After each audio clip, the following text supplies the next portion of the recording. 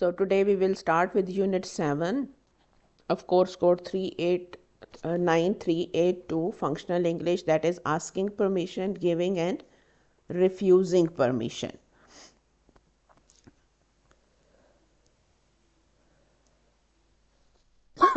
Yes, Umar, I am perfectly fine. Okay, it's just that the air is quite dry.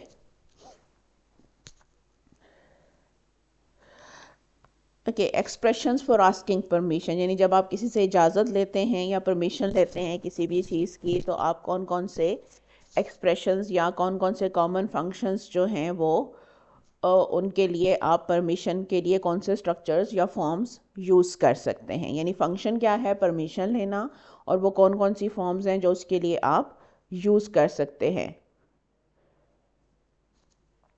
Can I do this, may I do that, ये सबसे common और basic questions हैं जो हम permission के लिए use करते हैं, या बेसिक फॉर्म्स हैं जो हम इस फंक्शन के लिए यूज़ करते हैं, that is permission.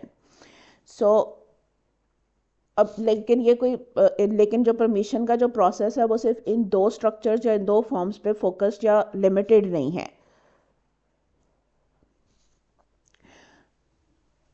And obviously किस तरीके से हमने परमिशन लेनी है या कौन सा स्ट्रक्चर या फॉर्म यूज़ करनी है वो डिपेंडेंट होता है कि किस पर्सन से हम परमिशन ले रहे हैं। अब कौन कौन से एक्सप्रेशन है जो परमिशन लेने के लिए यूज़ होते हैं। Can I ask you a question, may I have a piece of paper, could I go out and make a phone call, do you mind if I smoke, would you mind if I ask you something, is it okay if I sit here, would it be all right if I borrowed your pen. And obviously these are the structures to ask for permission. Then if somebody asks you permission, then you also have to either give or refuse permission. So what are the structures that we use to give permission, and what are the structures that can be used to refuse permission? Sure, go ahead, certainly, no problem, all right, no, of course not, of course. And then refusing permission, do you mind if I use your computer? I do mind, it's a very expensive equipment. Can I use your computer? No, you can't, I'm working. So both of these are refusals, but the first one is very blunt and rude. The second one is relatively more polite, because here you are giving a reason that you are working, so the other person cannot use your computer.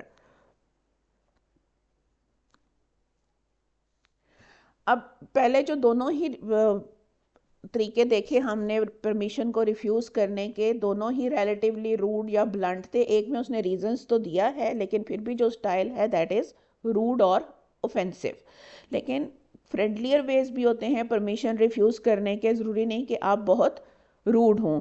और permission को refuse करना थोड़ा सा tricky भी होता है, because हम refuse भी करना चाह रहे होते हैं, लेकिन हम सामने वाले की फीलिंग्स भी हर्ट नहीं करना चाहते, और हम ये भी नहीं चाहते कि सामने वाला इंसल्टेड फील करे। तो उसके लिए फिर हम वो स्ट्रक्चर्स यूज़ करते हैं जिनसे परमिशन रिफ्यूज़ भी हो जाए और सामने वाला हर्ट भी ना हो। सो पहला स्ट्रक्चर क्या है, I would rather you didn't because I am doing an important work at the moment.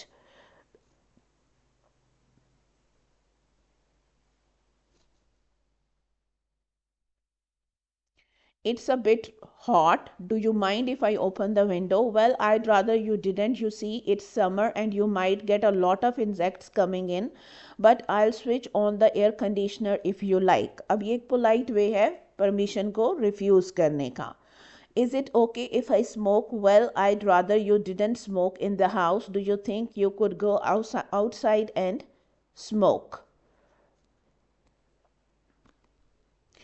फिर मॉडल वर्ब्स जो हैं वो पॉसिबिलिटी और इम्पॉसिबिलिटी को एक्सप्रेस करने के लिए तो यूज़ होते ही हैं, लेकिन उसके साथ साथ वो परमिशन लेने के लिए, परमिशन देने के लिए और परमिशन रिफ्यूज़ करने के लिए भी यूज़ हो सकते हैं। Meaning you can use them to ask permission, to grant permission and to refuse permission.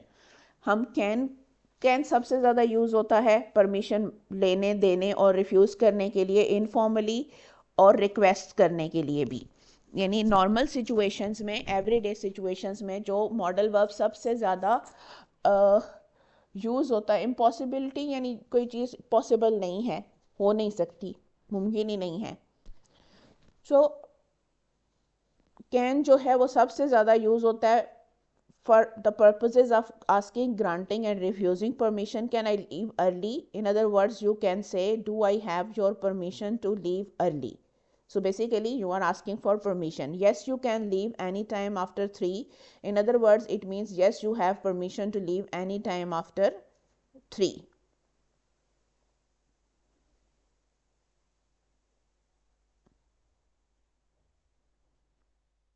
Yes, Laiba, your sentence is correct. That is also correct.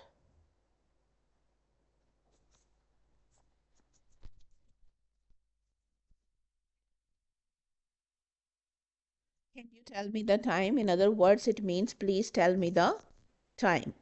Can you help me? In other words, it means please help me. तो ये एक तरह से request है जिसमें please क्या है, understood है। अब इनफॉर्मल का मतलब ये नहीं होता कि आप इम्पोलाइट हो रहे हैं। इनफॉर्मल का बेसिक मतलब ये होता है कि आप रिलैक्स्ड और फ्रेंडली सिचुएशंस के अंदर हैं, तो आपको बहुत ज़्यादा फॉर्मल स्ट्रक्चर्स को यूज़ करने की ज़रूरत नहीं है, या अगर आप वहाँ यूज़ करेंगे तो वो बहुत ऑड लगेंगे। फॉर्मल स्पीच जो है वो आप रिस्पेक्ट को शो करने के लिए यूज़ करते हैं, या ये शो करने के लिए यूज़ करते हैं कि आप एक ऐसी सिचुएशन में हैं जहाँ सारे आपके लिए स्ट्रेंजर हैं, या आप सामने वाले से अपनी डिस्टेंस शो करने के लिए यूज़ करते हैं। इम्पोलाइट स्पीच जो होती है वो एंग्री होती है, रूड होती है और इंसल्टिंग होती है। इनफॉर्मल स्पीच जो होती है वो फ्रेंडली और रिलैक्स्ड होती है। रिफ्यूज़ का मतलब मना कर देना, इनकार करना। Can I have some fruit? Fruit का प्लूरल नहीं बनाते। Then so that was how you can ask and refuse permissions. I hope these structures are clear.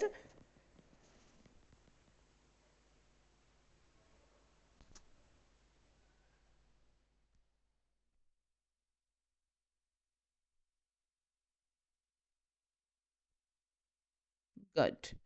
Okay, so then our next topic is another tense, that is future continuous tense. So obviously पहले हम देखेंगे कि future continuous tense हम use कब करते हैं, then we will have a look at its structure and then we will go through its examples. So future continuous tense जो है वो English में हम कब use करते हैं, जब हम ये बताना चाह रहे हो कि फ्यूचर के जिस टाइम की हम बात कर रहे हैं उस टाइम पे जिस एक्शन की हम बात कर रहे हैं वो कंटिन्यूस होगा, अभी कंप्लीट नहीं हुआ होगा। यानी हम किसी काम के करने के दरमियान होंगे उस पर्टिकुलर टाइम में, फ्यूचर के एक्शन स्टार्ट हो चुका होगा लेकिन कंप्लीट नहीं हुआ होगा उस टाइम पे। और इसमें हम विल लगाते हैं और उसके साथ बी लगाते हैं क्योंकि हमने आईएनजी फॉर्म यूज़ करनी होती है, और विल के साथ हम फर्स्ट फॉर्म ही यूज़ करते हैं, इसके अलावा और कोई फॉर्म हम यूज़ नहीं कर सकते। तो आईएनजी फॉर्म जो है वर्ब की वो यूज़ करने के लिए हम विल के साथ पहले बी लगाते हैं, like I will be visiting my friend this weekend. यानी जब ये वीकेंड आएगा तो मेरा जो फ्रेंड को विज़िट करने का प्रोसेस है वो स्टार्ट हो चुका होगा लेकिन कंप्लीट नहीं हुआ होगा। So I will be visiting, I am going to visit my friend. क्योंकि हमने लास्ट टाइम देखा था कि फ्यूचर को एक्सप्रेस करने के दो तरीके होते हैं। एक ये कि आप प्रेजेंट कंटिन्यूस के आगे टाइम लगा दें, I am going to visit my friend this weekend, this they will be cooking at 6, they are going to be cooking at 6। सो ये दोनों तरीक़ों से ही आप फ्यूचर कंटिन्यूस को एक्सप्रेस कर सकते हैं। जैसे हम फ्यूचर सिंपल को भी एक्सप्रेस करने के लिए हम प्रेजेंट कंटिन्यूस को यूज़ कर सकते थे गोइंग टू लगा के और आगे टाइम लगा के, वैसे ही हम फ्यूचर कंटिन्यूस को भी एक्सप्रेस कर सकते हैं प्रेजेंट कंटिन्यूस के साथ अगर हम उसके आगे फ्यूचर का टाइम लगा दें। But the basic point is कि फ्यूचर कंटिन्यूस टेंस जो है वो तब यूज़ किया जाता है जब हम फ्यूचर के किसी ऐसे पॉइंट की बात कर रहे हों कि उस टाइम पे एक्शन स्टार्ट होगा लेकिन कंप्लीट नहीं होगा, अभी कंटिन्यूज होगा.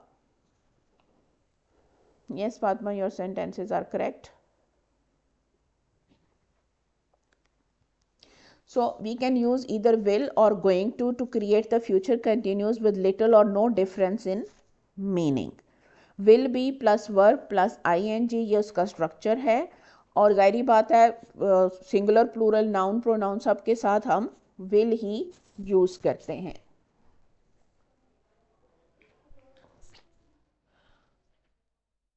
When your plane arrives tonight, I will be waiting for you. Am is are plus going to plus verb plus ing. When your plane arrives tonight, I am going to be waiting for you. So ये दूसरा structure है जो हम future continuous को express करने के लिए use कर सकते हैं. Use the future continuous to indicate that a longer action in the future will be interrupted. दूसरा पर्पस क्या है फ्यूचर कंटिन्यूस को यूज करने का?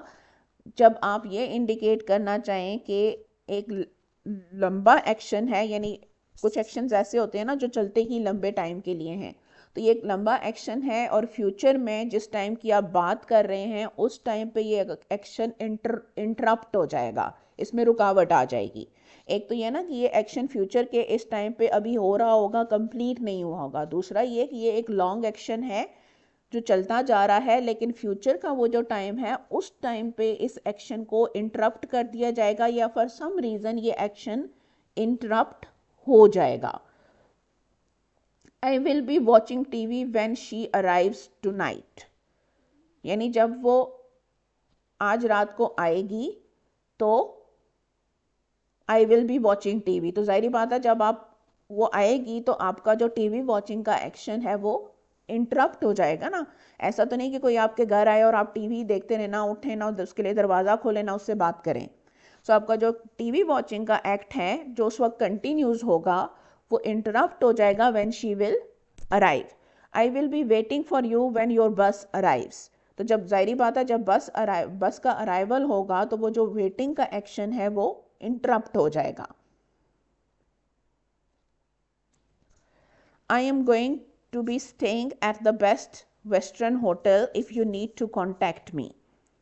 Again, वो बेस्ट वेस्टर्न होटल पे स्टे कर रहा होगा, लेकिन वो जो उसका स्टेइंग का एक्शन है उसके बीच में आप उसको कांटेक्ट करेंगे तो that would be a sort of interruption.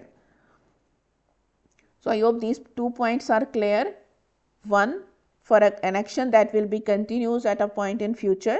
Second, when a continuous longer action will be interrupted and at a particular point in future. So these 2 points are clear.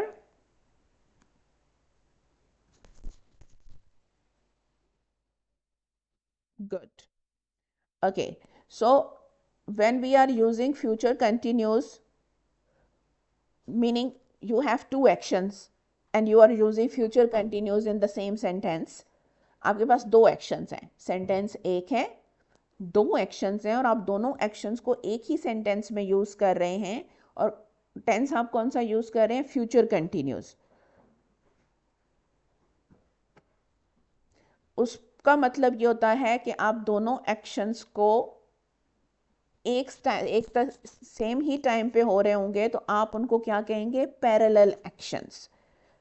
जैसे I am going to be studying while she is making dinner, यानी आप study कर रहे हैं और वो dinner बना रही है, तो दोनों एक्शंस एक साथ हो रहे हैं. That means they are parallel actions. While usually हम पैरेलल एक्शंस के लिए जो कनेक्टर लगाते हैं वो कौन सा होता है? वाइल. या फिर हम कॉमा लगा के उनको एक लिस्ट की तरह आपस में कनेक्ट कर देते हैं. While Sabeen is reading Talal will be watching television. तो दो तरीके हैं, या तो दोनों एक्शंस प्रेजेंट कंटिन्यूस में हों या दोनों एक्शंस दोनों तीनों जितने भी एक्शंस हैं वो फ्यूचर कंटिन्यूस में हों, या फिर एक एक्शन प्रेजेंट कंटिन्यूस में हो और दूसरा एक्शन फ्यूचर कंटिन्यूस में हो. Like while Sabine is reading, Talal will be watching television. Tonight they will be eating dinner, discussing their plans and having a good time. Yes, Lukman, very good example. So that was our future continuous tense. I hope this is clear. If there is, so our next topic is skimming and scanning, जो हम already पहले भी कर चुके हैं. यहाँ पे एक दफ़ा फिर से उसकी रेपिटेशन है, so we will just go through it.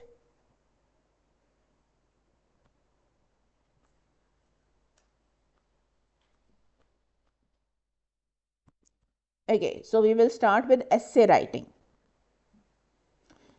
Last time हमने देखा था पैराग्राफ राइटिंग की. पैराग्राफ राइटिंग कैसे होती है कि हम एक टॉपिक सेंटेंस, यानी मेन आइडिया एक पैराग्राफ का होता है, वो हम टॉपिक सेंटेंस में एक्सप्रेस करते हैं.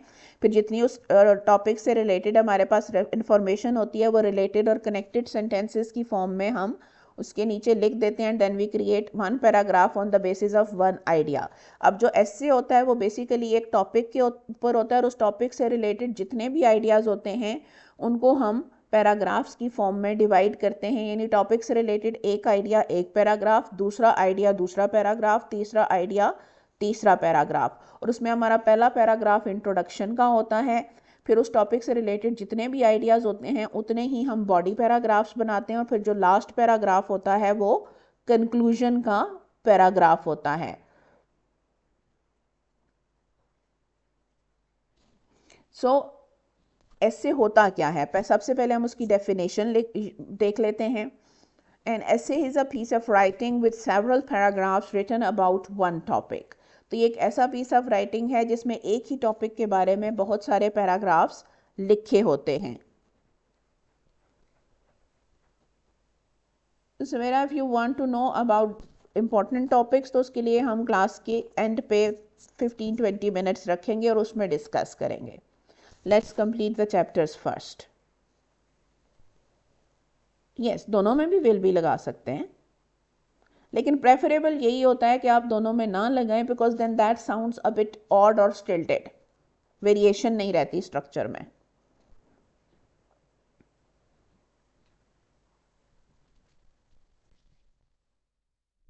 ऐसे का स्ट्रक्चर अभी हम करेंगे, अभी तो हम उसकी डेफिनेशन कर रहे हैं ना. We will go to the structure. अभी तो मैं आपको सिर्फ एक ब्रीफ ओवरव्यू दे रही थी. We are on slide number 15.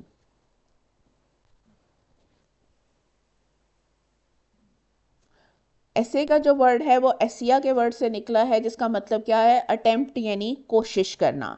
तो जो ऐसे है वो एक ऐसा पीस ऑफ राइटिंग है जो राइटर के व्यूज दिखाता है हमें किसी एक सब्जेक्ट के ऊपर. अब जो ऐसे है वो आपके आइडियाज़ की कलेक्शन होता है, और ये जो आइडियाज़ हैं वो एक लॉजिकल और कोहेरेंट वे में लिखे जाते हैं ताकि उनकी एक सेंस बने, वो डिसजॉइंटेड ना हो, हैफेजर ना हो, और पढ़ने वाले को वो क्लियरली समझ में भी आए.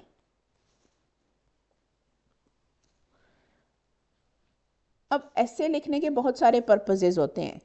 एक पर्पस ये हो सकता है कि आप कोई चीज़ डिस्क्राइब करना चाह रहे हैं, जिसको हम डिस्क्रिप्टिव ऐसे कहते हैं.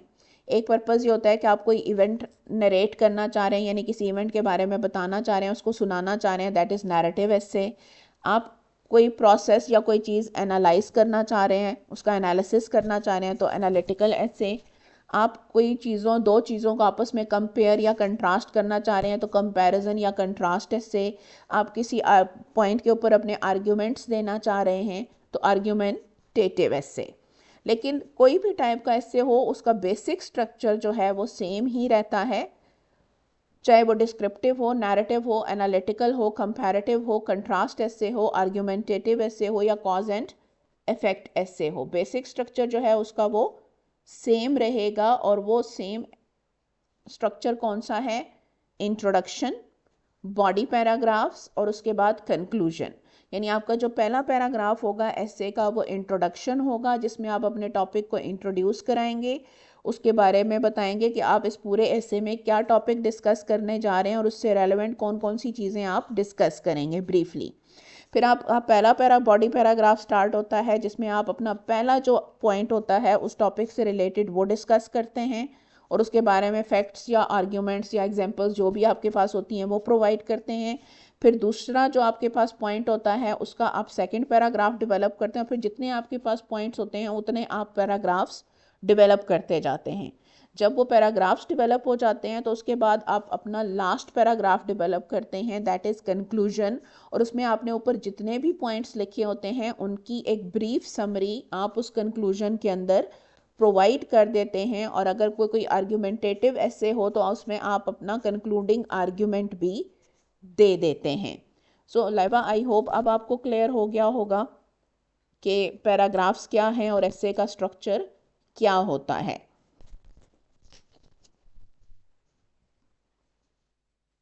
जी बिल्कुल, हमारा ऐसे आते हैं पेपर में, आपको ऐसे के स्ट्रक्चर पे भी क्वेश्चन आता है और किसी ना किसी टॉपिक पे ऐसे लिखने के लिए भी आता है। डिपेंड्स, समटाइम्स व्हाट इज़ ऐसे, उसकी डेफिनेशन और उसके स्ट्रक्चर पे ऐसे आ जाता है, समटाइम्स ऐसे लिखने के लिए आ जाता है और समटाइम्स दोनों भी आ जाते हैं। डिस्क्रिप्टिव ऐसे, इसमें आप किसी चीज़ की डिस्क्रिप्शन प्रोवाइड करते हैं, उसके बारे में डिटेल्स बताते हैं कि वो देखने में कैसी है, फील कैसी होती है, टेस्ट कैसा करती है, स्मेल कैसी है उसकी, साउंड कैसी है, यानी आप जितनी डिटेल उसके बारे में बता सकते हैं वो आप डिटेल बताते हैं। या अगर आप किसी वाक़े को डिस्क्राइब कर रहे हैं तो आप किस तरह कोई चीज़ हुई उसकी डिटेल्स बताते हैं। ये ऐसे जो होते हैं यूजुअली सेंसरी डिटेल्स, यानी जो आपकी सेंसेस से रिलेटेड डिटेल्स होती हैं, देखने, सुनने, बोलने, महसूस करने की जो सेंसेस होती हैं, sense of smell, taste, touch and seeing, उनसे रिलेटेड जो वर्ड्स होते हैं उनको यूज़ करके किसी ना किसी चीज़ को डिस्क्राइब करते हैं। That is why we call them descriptive essays. Again depends on the paper setter and paper.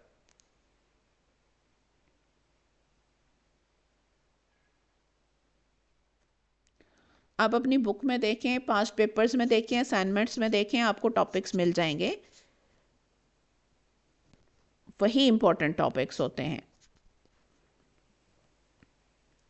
फिर दूसरा है कंपेयर एंड कंट्रास्ट ऐसे, उसमें आप सिमिलैरिटीज़ और डिफरेंसेस डिस्कस करते हैं जो भी आपको टॉपिक दिया गया हो। जैसे लेट सपोज कि अगर आपको दो प्लेसेस दिए गए हैं, जैसे रावल इस्लामाबाद और कराची का कंपैरिजन करना है, तो उसमें आप इस्लामाबाद और कराची की सिमिलैरिटीज़ और डिफरेंसेस बताएंगे। अगर आपको जो है वो को एजुकेशन और सेपरेट एजुकेशन जो है उसका जो है वो कंपैरिजन करना है तो आप उनको आपस में कंपेयर करेंगे। अगर आपको उसके अंदर कंपैरिजन और कंट्रास्ट करना हो हाउस वाइफ्स और वर्किंग वुमेन का, तो उसको आप कंपेयर और कंट्रास्ट करेंगे। अगर आपको उसके अंदर डॉक्टर और इंजीनियर का कंपैरिजन करना हो तो you will compare and contrast them. तो कंपैरिजन और कंट्रास्ट ऐसे में आपको दो चीज़ें दी जाती हैं और आपने उनकी सिमिलैरिटीज़ और डिफरेंसेस बताने होते हैं। जैसे दो रिलीजन्स का कंपैरिजन और कंट्रास्ट, दो लोगों का आपस में कंपैरिजन और कंट्रास्ट, जैसे similarities between me and my brother, differences between me and my brother.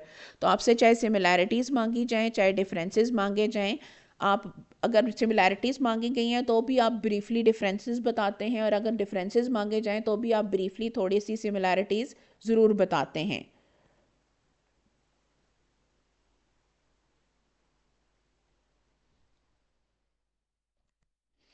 फिर कॉज एंड इफेक्ट एसेस होते हैं। कॉज एंड इफेक्ट एसेस जो होते हैं वो यूजली एक्सप्लेन करते हैं इवेंट्स को, कि मतलब ये कि एक इवेंट आपको दिया जाता है, फिर आपने या तो उसके कॉजेज़ बताने होते हैं या उसके इफेक्ट्स बताने होते हैं, या कॉजेज़ और इफेक्ट्स दोनों बताने होते हैं। जैसे पोल्यूशन, अब पोल्यूशन पे आपको ऐसे आएगा तो आप उसके कॉजेज़ और इफेक्ट्स दोनों बताएंगे। या अगर स्टेटमेंट ऐसे है तो जैसे होगा what are the causes of pollution, how does pollution effect environment, तो अब ये उसके इफेक्ट्स हो जाएंगे।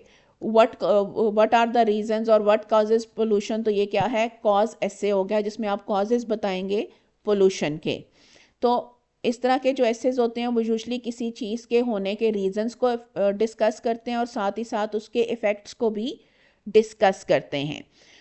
यूजली इस तरह के जो एसेज होते हैं वो आते हैं, जैसे पोल्यूशन हो गया, आपकी मोबाइल फ़ोन एडिक्शन हो गया, इंटरनेट के जो है वो एडवांटेजेस एंड डिसएडवांटेजेस पे हो गया, और इस तरह के जो दूसरे इश्यूज होते हैं उनके ऊपर आपको कॉज एंड इफेक्ट एसेज आते हैं। फिर नैरेटिव एसेज हो गए। नैरेटिव एसेज यूजली कोई ना कोई स्टोरी सुनाते हैं, they tell a story, usually conversational styles में लिखे जाते हैं और कोई ना कोई पर्सनल एक्सपीरियंस डिस्क्राइब करते हैं और फर्स्ट पर्सन में लिखे जाते हैं, यानी आई, वी और इस तरह करके। Like let's suppose you have to write an essay on your first day at college, your last day at college, a memorable experience, your visit to a hill station. तो ये जो सारे एसेज होते हैं, ये कौन से एसेज होते हैं? Narrative essays. Visit to a zoo, ये सब के सब एसेज क्या होंगे? नैरेटिव एसेज कहलाएंगे। और ये जो टॉपिक्स मैं आपको साथ साथ बता रही हूँ, बेसिकली यही वो टॉपिक्स हैं जिन पर एसेज आते हैं। फिर इसके बाद आता है प्रोसेस एसे। प्रोसेस एसे जो होता है वो किसी ना किसी प्रोसेस को, यानी किसी चीज़ के होने के प्रोसेसेस को एक्सप्लेन करता है। और इसमें आप जनरली एक्सप्लेन करते हैं स्टेप बाय स्टेप, एक स्टेप्स सीरीज़ की फॉर्म में, कि कौन सा एक्शन जो है वो किस तरह से किया जाता है। और इसमें आप यूजली एक्सप्लेन करते हैं कि किसी भी टास्क को कैसे कंप्लीट किया जा सकता है। जैसे how to make tea, how to cook biryani, how to stitch a shirt, how to install MS Office in your laptop. All these will be process essays. Then we have argumentative essay. Argumentative essay में basically आपका purpose क्या होता है कि reader को किसी एक point of view से के बारे में परसुएड या कन्विंस करना। जैसे are women better parents than men, are women better teachers than men। तो अब इसमें आप एक स्टांस लेते हैं कि या तो आप स्टेटमेंट से अग्री करते हैं या आप डिसअग्री करते हैं, फिर उसके फेवर में या उसके अगेंस्ट अपने आर्ग्यूमेंट्स रखते हैं। और पर्पस क्या होता है? किसी को कन्विंस करना। फिर एनालिसिस एसेस होते हैं। एनालिसिस एसेस में आप किसी भी चीज़ की स्ट्रेंथ्स और वीकनेसेस को एनालाइज करते हैं। एंड ऑब्वियसली इसका पर्पस क्या होता है? किसी और के काम को एनालाइज करना। जैसे आपको कोई पोइम दी जाए और आप उसको एनालाइज करें कि इसके अंदर ये चीज़ें अच्छी थी, ये चीज़ें बुरी थी। कि कोई नॉवल दिया जाए और आप उसको एनालाइज करें, आपको जो है वो कोई किसी और इंसान का जो है वो कोई एक्शन हो, जैसे लेट सपोज के ग्लोबल पीस प्लान है, उसको आपको एनालाइज करने के लिए दिया जाए। गवर्नमेंट का लेट सपोज के ग्रीन ट्री इनिशिएटिव है, वो आपको दिया जाए कि आप इसको एनालाइज करें। कोई डैम बिल्ड हो रहा है और आपको एनालाइज करने के लिए दिया जाए कि whether this project is suitable और नॉट। तो आप उसके ऊपर जो एसे लिखेंगे जिसमें आप उसकी स्ट्रेंथ्स और वीकनेसेस को प्रॉपरली एनालाइज करेंगे, तो that will be known as analysis essay. We are on slide 19 and now obviously on slide 20. So examples क्या हैं? जैसे write an essay of 20 to 50 words arguing why girls should have equal opportunities to education. Write an essay of 300 words comparing and contrasting private schools and government schools. Write an essay describing the recent trend of increasing use of mobile phones. Write a narrative essay about your recent trip to a mountain area. अगर आप अपनी book को खोलें तो आपकी book में बहुत सारे टॉपिक्स दिए हुए हैं, और यूजली आपको जो पेपर में एसेज आते हैं वो उन्हीं टॉपिक्स पर या उनसे मिलते जुलते टॉपिक्स पर ही आते हैं। आपकी जो कोर्स की बुक है functional English, most of the time paper उसी में से ही बन के आता है। जो उसके आगे एक्सरसाइज क्वेश्चंस दिए हुए होते हैं, जो आपके सेल्फ असेसमेंट क्वेश्चंस होते हैं, पेपर उन्हीं में से ही बन के आ रहे होते हैं। या जो आपकी पिछली असाइनमेंट्स के क्वेश्चन पेपर्स नेट पे पड़े हुए हैं या पास्ट पेपर्स पड़े हुए हैं, उन्हीं में से बन के आ रहे होते हैं। कंक्लूजन में आपने पहले बॉडी पैराग्राफ्स में जितने पॉइंट्स लिखे हैं उनको आप बेसिकली ब्रीफली रीफ्रेस करते हैं, और अपना जो आपका एक कंक्लूडिंग लास्ट आर्ग्यूमेंट होता है आप वो लिखते हैं। आप स्टार्ट कर सकते हैं to conclude I would like to state that, और to conclude it can be said that. और फिर इसके बाद जो आपने ऊपर सारे पॉइंट्स लिखे हैं वो पॉइंट्स लिखे अपना आप एक फाइनल वर्डिक्ट या कंक्लूजन उसके अंदर इंक्लूड कर सकते हैं।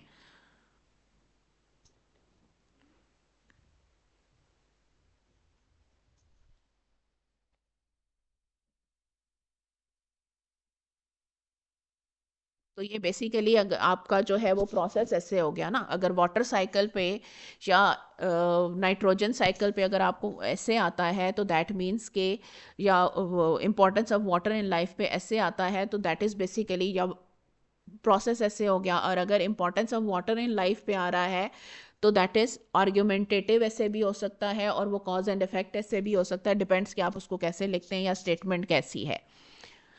ओके, आई होप कि टाइप्स ऑफ एसेज और ऐसे क्या होता है वो आपको क्लियर हो गया होगा। If you have any questions you can ask. Okay, now we will discuss the steps of essay writing. So first step is brainstorming. यानी जब आपके सामने लेट सपोज कि आप अपने तरफ से खुद से बैठ के कोई ऐसे लिखने लगे हैं और आप टॉपिक ढूंढ रहे हैं कि किस टॉपिक पे लिखूं, तो अभी आप ब्रेनस्टॉर्मिंग करते हैं। और लेट सपोज कि आपके पास एक टॉपिक है और अब आप ये सोच रहे हैं कि इस टॉपिक पे मैं क्या लिखूं, तो भी आप ब्रेनस्टॉर्मिंग करते हैं। So it works both ways, कि अगर आपको ऐसे लिखने के लिए आइडिया चाहिए तो भी ब्रेनस्टॉर्मिंग, और अगर आपके पास टॉपिक है और आपने उसके बारे में आइडियाज़ जनरेट करने हैं कि इसमें लिखूं क्या, तो भी आप ब्रेनस्टॉर्मिंग करते हैं। तो ये एक ऐसा प्रोसेस है जो किसके लिए यूज़ किया जाता है, न्यू आइडियाज़ जनरेट करने के लिए।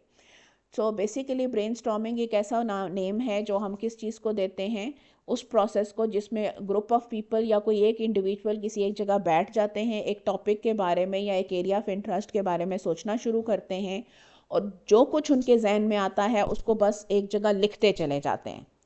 What ever is coming to the mind, बगैर ये सोचे कि ये रेलेवेंट है, इररेलेवेंट है, काम का है, नहीं है, it is logical, illogical, making sense और not, whatever is coming to the mind like a storm, आप थॉट्स को स्टॉर्म की तरह अपने माइंड में आने देते हैं और फिर उनको बस लिखते चले जाते हैं।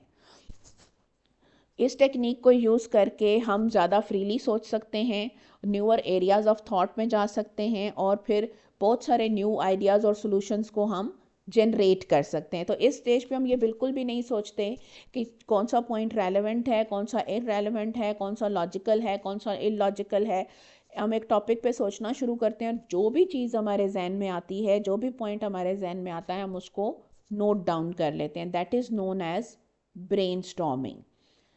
जैसे कॉलेज है, लेट सपोज हमारे पास मेन आइडिया है, उससे रिलेटेड हमारे जहन में जितने आइडियाज़ आ रहे हैं वो हम इसके इर्द गिर्द लिख लेते हैं। Teacher, classroom, gates, ground, road, trees, washrooms, garden, car park, department, students, location, whatever is coming to our mind we just noted it down. COVID-19, viral disease, China, symptoms, first case date, death ratio, useful medicine, lockdown, economy, precautionary measures, vaccine, whatever the idea that is coming to mind.